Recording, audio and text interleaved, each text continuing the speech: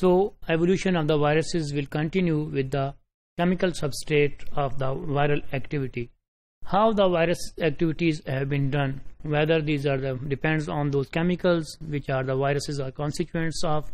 Of course, the viruses are constituents of the nucleic acid which are made up of some of the chemicals.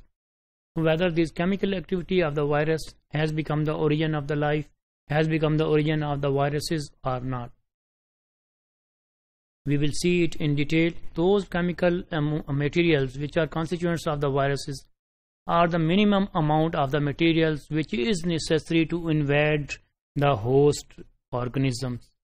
These minimum type of the materials are the nucleic acid and the protein coat, which is viruses constituents of. Viruses represents the minimum amount of the materials which is necessary, which is needed for the successful invasion or for the successful life. The viruses has those things. Moreover, the nucleic acids and proteins are very similar in most of the viruses. They are very similar to each other, the nucleic acid and proteins. They also give us the basics for the virus invasion or basis of the viruses as the origin of the life. Here we can see the chemical substrates activity of the virus, because we can see the structure of the viruses. The different structure of the viruses are the similar or the different, because they are all structure is made up of the chemicals. So we see it here in this diagram. Here you can see the structure of the hepatitis B virus, then the papilloma viruses, again the hepatitis E virus, then mosaic viruses, the alpha mosaic virus, and then house virus, flock house.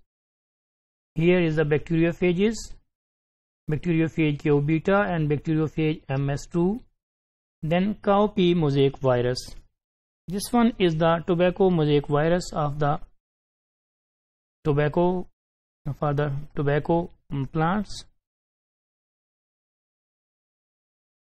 Then the chemical substrate of the viral activity. There is one of the experiments which have been carried on to see that whether the viruses, we can see the genetic materials can be done because with the help of the viruses, and through the bacteriophages, whether we can interact the new genes or whether we can produce the new gene with the help of the bacteriophages and viruses. There was an experimentation. The Smith introduced a gene. Here is the gene. Into the gene for the protein in the phage capsule, introduce the new gene in the bacteriophage and then that bacteriophage, that virus has the phage DNA has then inserted into bacteria, and that produces the different kind of the phages. So whether here you can see the phages, whether this has that gene or not. The peptide produced from the introduced gene ended up as a part of the capsule protein on the surface of the phage. When that bacteriophage has been produced, it contains the similar gene on its surface. Here you can see. And then the peptide, here you can see the peptide as a part of the protein also have the same gene. And here are the capsule proteins. Now the question arises whether if this bacteriophage is going to attack another bacteria, whether this is capable of introducing this new gene into the bacteria or not. So however, here you can see the Smith was able to fish out the phage using an antibody designed to attack that peptide, and as a bonus he got the gene for the peptide. So it was successfully he got the gene for that similar peptide of that specific bacteriophage.